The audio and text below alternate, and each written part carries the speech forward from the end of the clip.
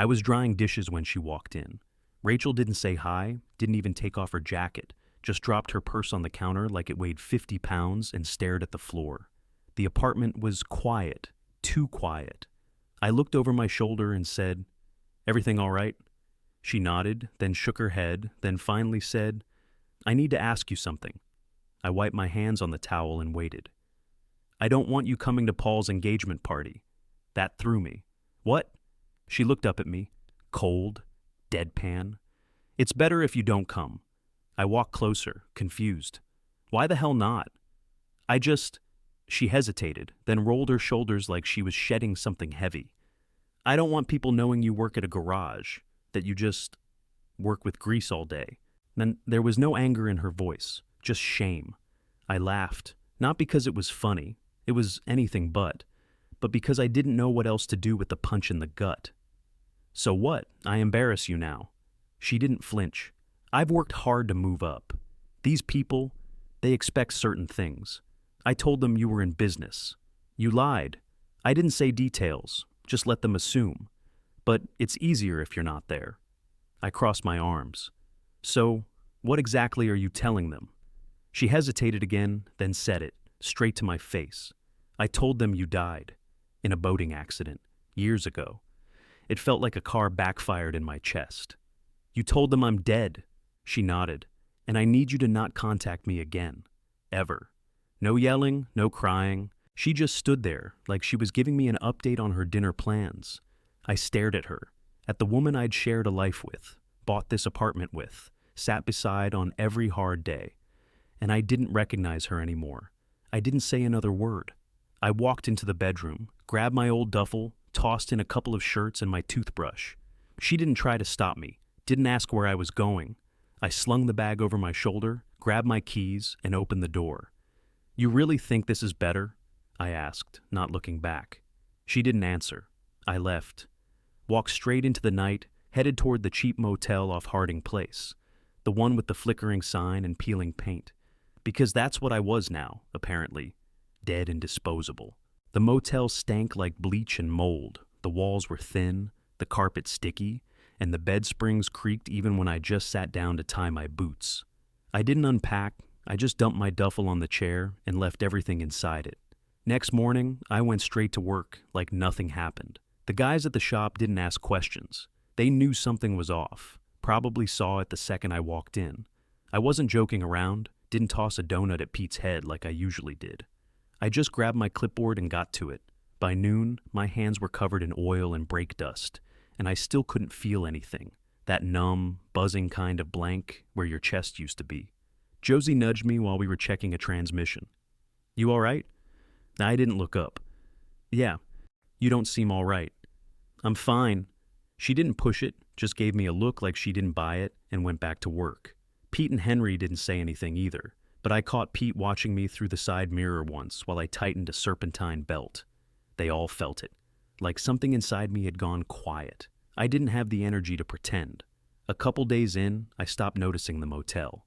It became part of the routine. Wake up, shower with water that only got lukewarm, drive to the shop, work until my muscles ached, go back, crash, repeat.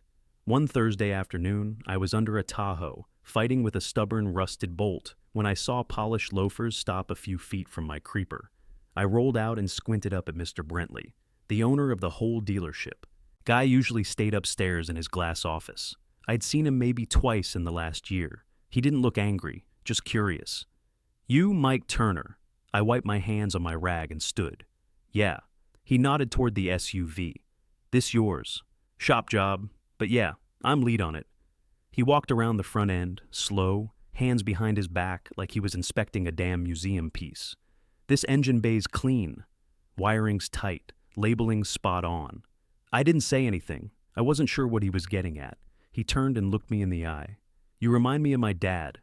He started this whole place, worked sunup to sundown with a busted knee and a broken hoist, built it from nothing." He said it like a compliment, but I didn't know how to take it. "Didn't know your dad was a mechanic," I said. "He wasn't.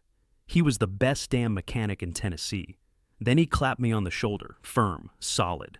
"We need more guys like you in this place. Keep it up." That was it. He walked off, loafers clicking on the concrete like he had someplace more important to be. And maybe he did. But I stood there for a second, that shoulder still tingling from the pat. It was the first time since I left the apartment that anyone made me feel like I wasn't a total waste of space. Back under the Tahoe, I worked faster, cleaner, sharper. Didn't change much, not right away. I was still eating microwave burritos at the motel and watching cable news until I passed out. Still waking up to the sound of people yelling in the parking lot at 2 a.m, still dragging around that hole in my chest. But that thing Brentley said, that I reminded him of the man who built the business, stuck with me. Maybe I wasn't shiny or successful. Maybe I didn't wear cufflinks or go to cocktail parties. But I knew my way around busted engines and broken systems. I fixed things, and I didn't need a suit to prove I was worth a damn.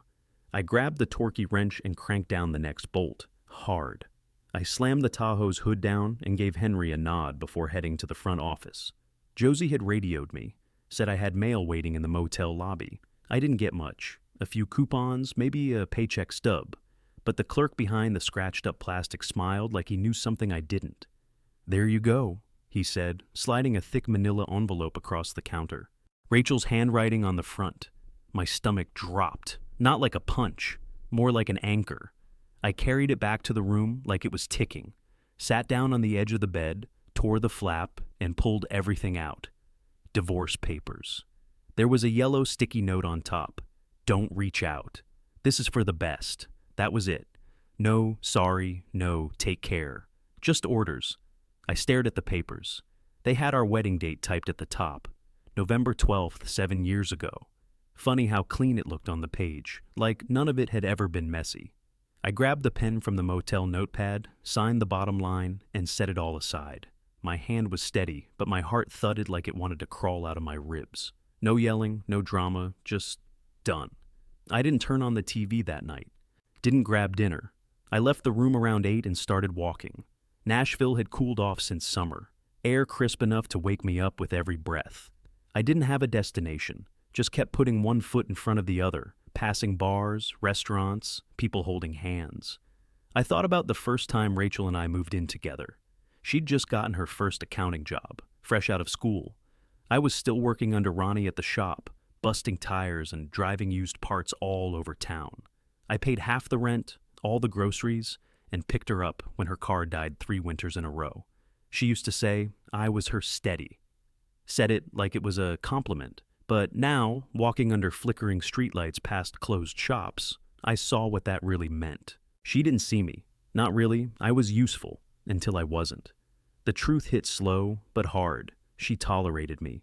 The grease, the jokes, the blue-collar everything. Tolerated it long enough to build her version of the life she wanted. One with brunches, real estate seminars, and people who networked. And when it didn't match anymore, she cut me out like a moldy corner of bread. I sat on a bench outside a coffee shop that had already closed. Watched 2 drunk college kids stumble past, laughing about something dumb. Rachel was gone, and I wasn't getting her back. Not the version I thought I had anyway. But maybe that wasn't the worst thing. She killed me off, made me disappear, and still couldn't be bothered to say a single word that sounded human. I signed those papers like a ghost finishing his own obituary. I didn't want her back, not after that. By the time I got back to the motel, it was after midnight. The clerk was asleep in his chair, some late-night game show flickering on the TV behind him. I climbed the stairs to my room, turned the handle, and stepped into that stale, buzzing silence I'd come to know too well. Dropped the envelope on the table. Didn't bother brushing my teeth. I peeled off my shirt, lay down on the squeaky mattress, and stared at the ceiling, eyes wide open. One thing was clear now. I wasn't waiting for her to fix this. She'd already let go. Now it was my turn. Next morning, I was buffing out the hood of an F-150 when the sales crew rolled into the bay like they owned the place.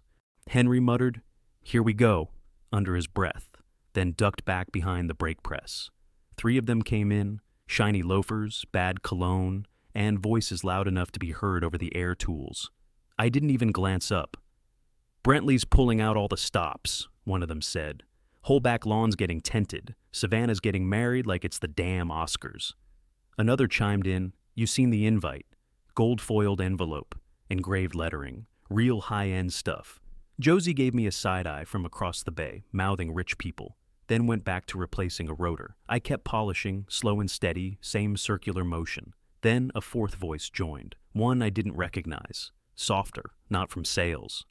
She really bounced back, huh? Rachel, I mean. After losing her husband in that boating accident. Damn shame. 10 years ago, right?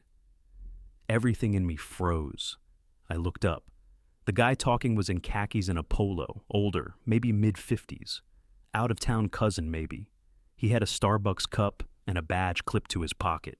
The others nodded like it wasn't a big deal. Yeah, one of them said. That's what I heard. Guy died on Old Hickory Lake or something. No body ever found. No body? The cousin repeated, shaking his head. Tragic. They wandered off toward the front lobby, still talking about catering menus and party favors. I stood there with the buffer in my hand, cord dangling, hood half shined. Boating accident, 10 years ago. I was standing in Rachel's kitchen 10 years ago. I was fixing her busted garbage disposal and watching reruns on the couch. I took her to her cousin's wedding in Memphis. I was alive. I was there. So, what the hell was she telling people? Not just dead, not just we divorced. Dead in a boat crash. A made-up ending to a life she didn't want to admit ever happened. I plugged the buffer back in, turned it on, and pressed it down harder than I needed to. The pad spun loud against the metal, whining like it was in pain. I didn't stop. Each pass was faster, more violent. The hood didn't need it, but I didn't care. I needed something to do with the fury building in my hands. She didn't just want out, she wanted me erased. She scrubbed me from her past like I was a stain on her perfect white dress, told stories, built a lie so big it could stand at a wedding and shake hands. Boating accident. What kind of person lies like that? What kind of person stands in front of their whole family and pretends the man they slept beside for years never existed? I caught a glimpse of myself in the truck's mirror, jaw tight, mouth a flat line. You all right? Pete asked, coming around the back of the truck. Yeah, I said. Fine. He didn't believe me. Truck looks good, he added. I nodded. He walked off. I kept buffing. I didn't scream. I didn't punch a wall. I didn't drive to her apartment and demand answers, because what would that do? She'd already buried me. To her, I wasn't just gone. I was gone and forgotten. But she'd messed up. She'd lied too big. And the truth had a way of dragging itself back to the surface, especially when you thought you'd buried it deep. I finished the truck hood, turned off the buffer, and set it down. My hands were shaking. She wanted a ghost. Now she had one. I woke up to the sound of leaf blowers outside the motel and the thud of footsteps above me. It was Saturday, wedding day. I turned on the TV and left it on whatever channel it landed. Some cooking show where no one spoke English. Didn't matter. The plan was simple. Stay put, eat junk, and let Rachel's new fantasy burn itself out. I didn't shower, didn't change. Just laid there in a hoodie and sweats, watching chefs yell over sauces I couldn't pronounce. Then my phone buzzed on the nightstand. Rachel. I let it go. 30 seconds later, buzz again. Paul. I stared at it like it might explode. Declined. Another minute. Buzz. Rachel's mom. What the hell was going on? Buzz. Her aunt. I hadn't talked to these people in years. Half of them probably thought I was floating at the bottom of a damn lake.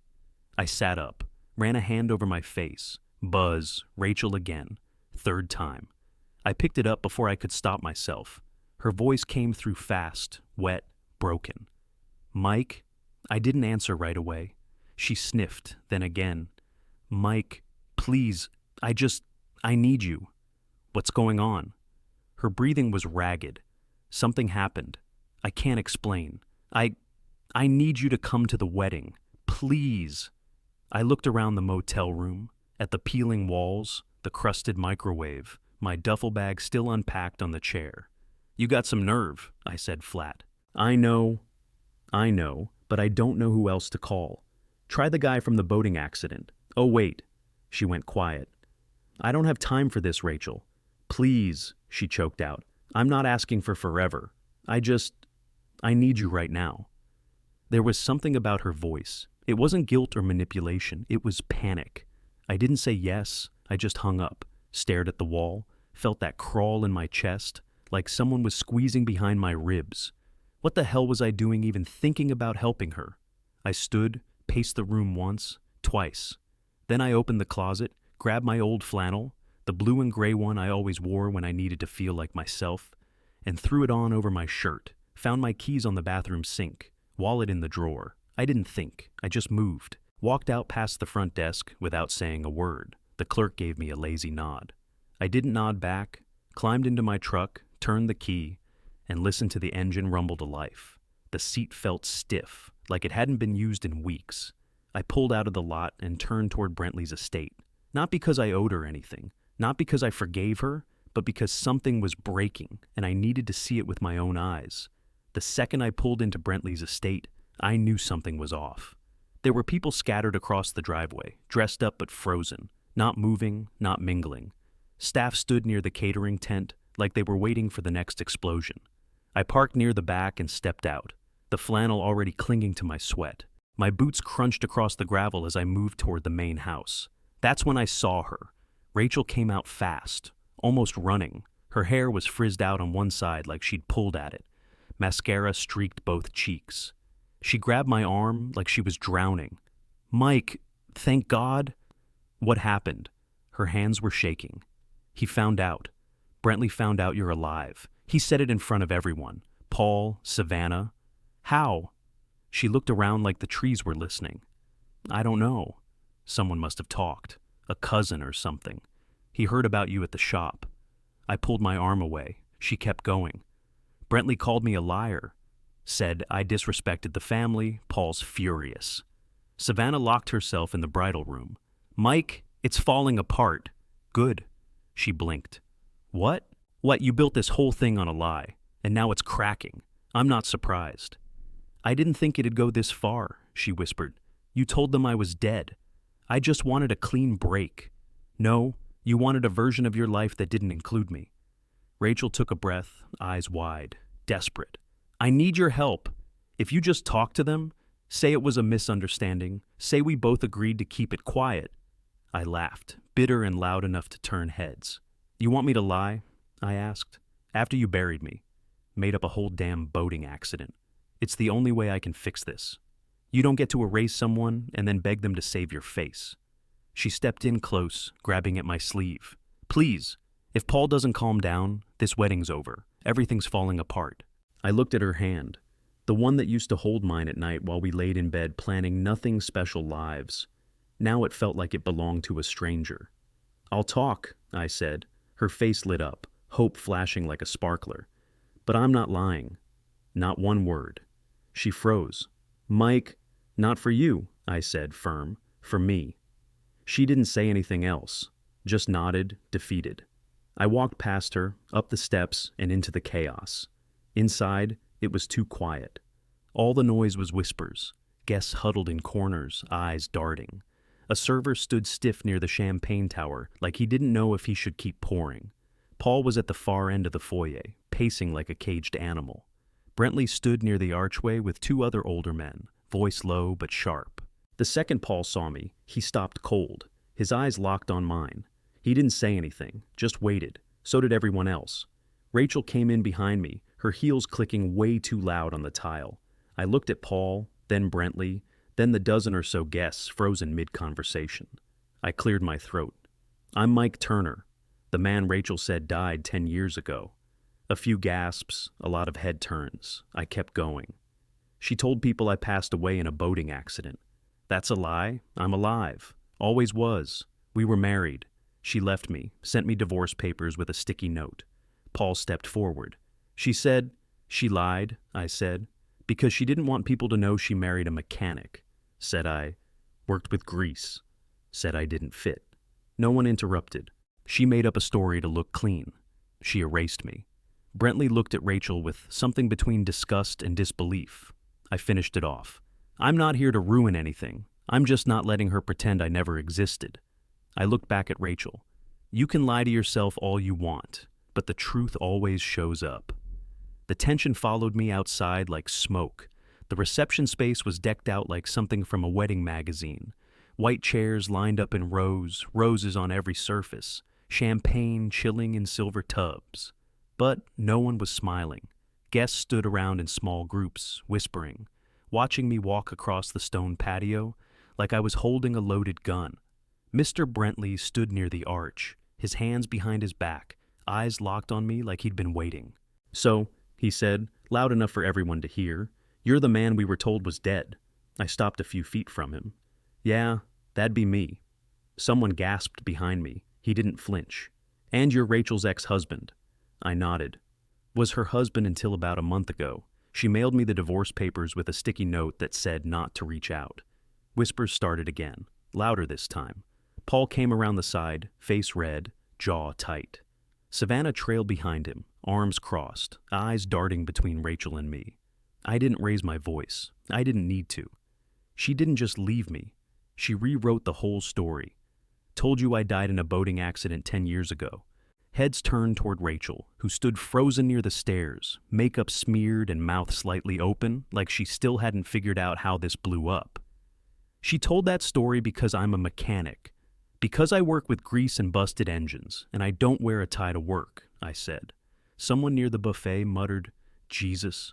I didn't cheat. I didn't lie. I supported her while she chased her career.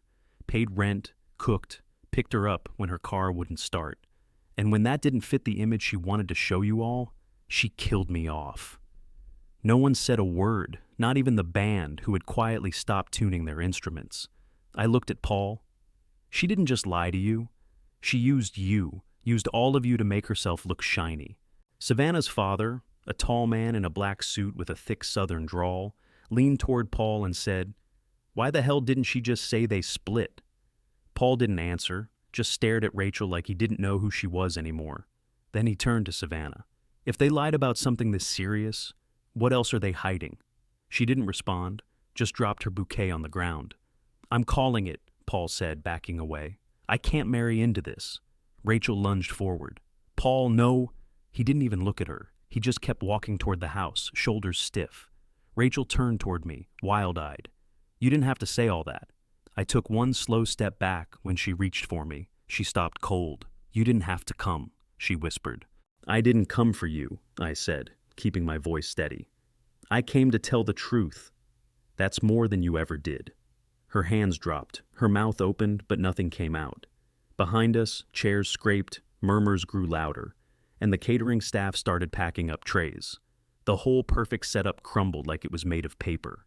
I walked away before she could find more words, didn't look back, didn't feel guilty, let the lie burn on its own.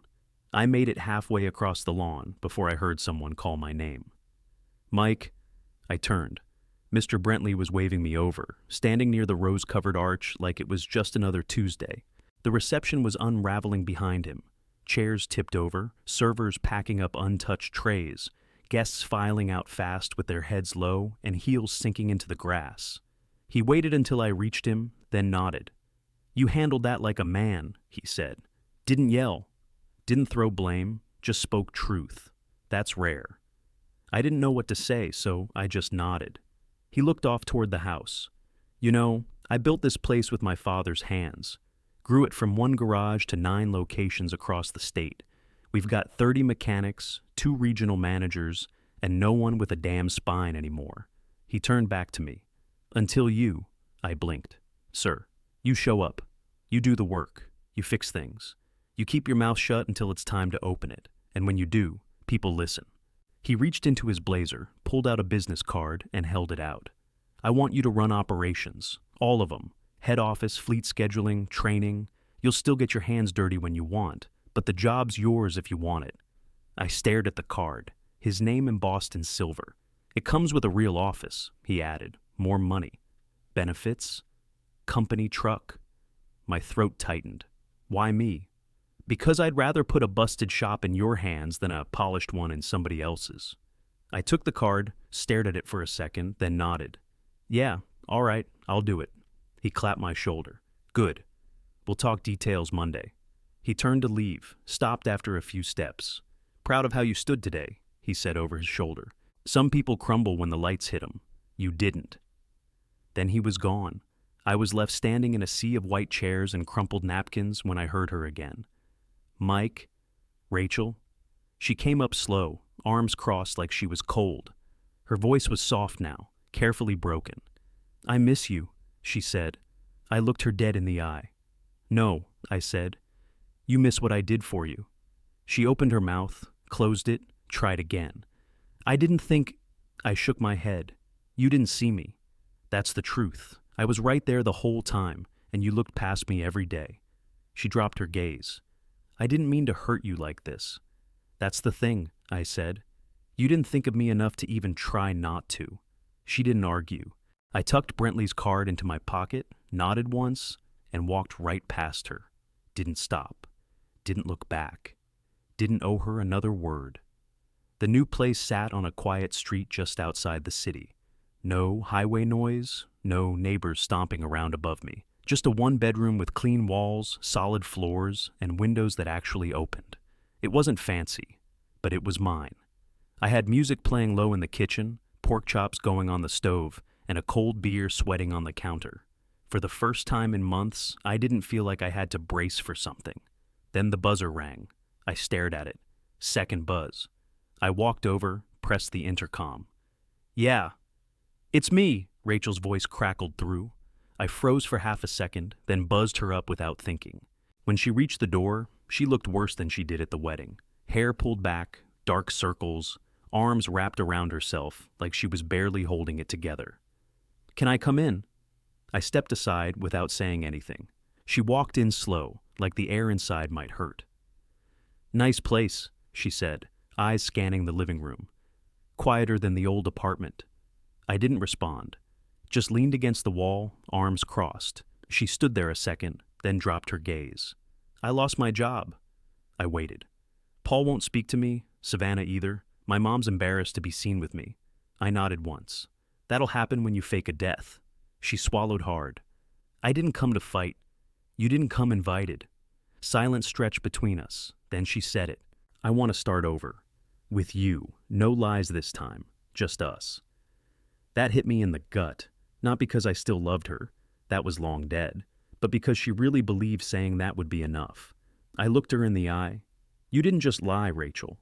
You erased me. You stood in front of your whole family and chose a story where I didn't exist." "I was scared," she whispered. "No," I said. "You were ashamed. Of me. Of us. Of a life that didn't come with name-brand shoes and catered brunches." She stepped closer. "I see things differently now." "No," I said again, holding her stare. "You don't. You're just lonely. You want someone to fill the space. That's not the same." She blinked hard, eyes glassy. "People can change." "I didn't change," I said. "You just finally saw me, and didn't like what you saw." Her face cracked at that, lips trembling, breath catching. She didn't try to argue. I nodded toward the door. "You should go." She opened her mouth, maybe to beg, maybe to explain, but nothing came out. She turned, walked to the door, and paused with her hand on the knob. "Goodbye, Mike." I didn't say it back. She stepped out. I closed the door behind her. Quiet, firm, no slam, no drama, just done. I stood there for a second, watching the lock click into place. Didn't feel bitter, didn't feel relieved, just calm. I left the door closed and walked straight to the balcony. The city was still quiet, that early hour where everything holds its breath. I sat down in the plastic chair I bought secondhand, coffee steaming in my hands, legs stretched out, no shoes. Below me, traffic lights blinked over empty streets. A jogger passed with earbuds in. One car, maybe two, rolled by. The sun wasn't up yet, but the horizon had that deep blue tint, like the sky was waking up slow. I took a sip. Strong, no sugar, just how I liked it. My phone buzzed inside. I didn't check it. Up here, it was just me and the hum of the city. 3 months ago, I was sleeping in a motel that smelled like mildew, working myself numb, hoping to forget the way Rachel looked at me, like I was something she needed to scrape off her shoe. Now, I had my own place, a key that opened a door no one else had a copy of, a team that respected me, guys who actually listened when I spoke. Josie had started calling me boss man, half joke, half truth. I ran every shop from Knoxville to Memphis now. Hired 2 new techs last week. Spent yesterday approving a fleet upgrade proposal with Brentley himself. The man trusted me, gave me a shot. That stuck with me more than he probably realized. I didn't get here by kissing ass or dressing like someone I wasn't. I got here by showing up, shutting up, and doing the damn work. And for the first time in a long while, I wasn't looking over my shoulder waiting to be replaced. I leaned back in the chair, tilted my head toward the sky. I didn't hate Rachel. I just didn't need her. She wanted a life without grease, without grit, without me. And now she had it. But me. I was still here, still standing, still grinding. And somehow, after everything she took and everything she broke, I was better than I'd ever been. The sun started to rise, slow and bold. Golden light stretched across the buildings, like the city was opening its eyes for the first time. I smiled. Not big, not cocky, just enough to feel it. I'm still here, I thought, and I'm not done yet.